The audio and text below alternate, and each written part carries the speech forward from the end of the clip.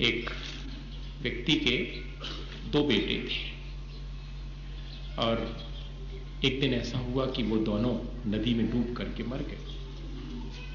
मैंने ये बात इसलिए कही क्योंकि जैसे ही मैंने कहा कि दोनों बेटे नहीं रहे तो लोगों को बड़ा फील हुआ।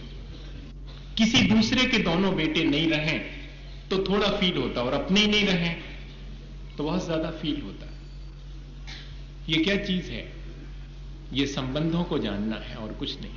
चाहे कितना भी ज्ञान हो, लेकिन आपने संबंध कैसे बनाए हैं इससे मालूम पड़ेगा कि आप कितने अनुभवी हैं या आप कितने ज्ञानी हैं। वो दोनों बेटे नहीं रहे।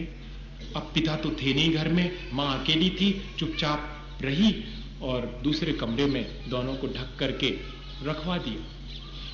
चुप है, कुछ नहीं बोल रही, रोटी बना रही है क्योंकि खाना खाने वाले आने वाले, और ये अभी 8:30 बजे जो है दोनों बेटों की लाश ला कर रखी है और सामने देखेंगे तो खाना पीना नहीं हो पाएगा, इसलिए ठहरो जरा, भीतर रख दो। वो तो जिसको जाना था वो चला ही गया।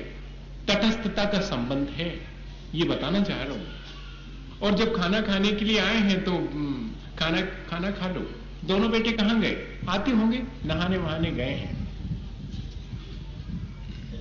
ऐसा कह दिया। और खाना खाते खाते बीच में धीरे से ये भी पूछ लिया कि संध्या को जो है वो बाजू वालों का लड़का आया था, अपन ने नसैनी ली थी बाजू वालों से, तो वो मांगने आया था कि नसैनी हमारी लौटा दो। तो हमने कहा हम पूछ लेंगे फिर लौटा देंगे। तो खाना खाते खाते कहा कि अरे इसमें पूछने की क्या बात थी, अब नसैनी जब वो नहीं की है तो दे दो, हमसे क्या पूछना थी, दे देना थी अभी तक तो तुमको शाम को। तो जैसे ही खाना पीना खा के उठे, कहले सुनो इधर आओ, ले गए भीतर। ये दोनों बेटे 20 साल के लिए हमें मिले थे, अब जिसके थे उसने कहा कि हम ले जा रहे, सो हमने कहा ले जाओ। अब तुम्हें कुछ कहना तो नहीं है? क्या कह सकते हैं? अभी तो कहा था थोड़ी देर पहले कि नसैनी जब बाजू वाले की थी तो मेरे से पूछने की जरूरत थी, दे देना थी उसके लिए। ऐसे ही तो मैंने ये किया है कि किसी के थे 20 साल के लिए हमें मिले थे और अब देना थे सो हमने दे दिए। क्या ऐसा संबंध नहीं बना सकते हम?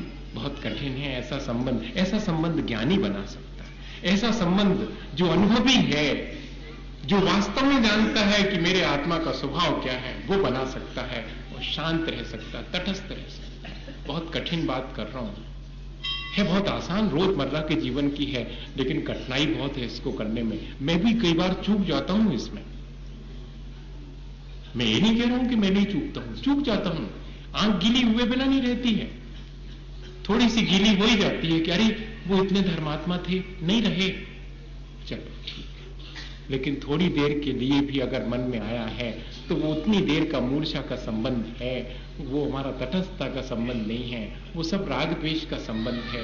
और जितना जितना राग द्वेष हम करते हैं उतना उतना कर्म बंध आगे के लिए संस्कार निर्मित हो जाता है, उतने उतने हम आत्मा से विमुख हो जाते हैं। बस इतनी सी ही बात।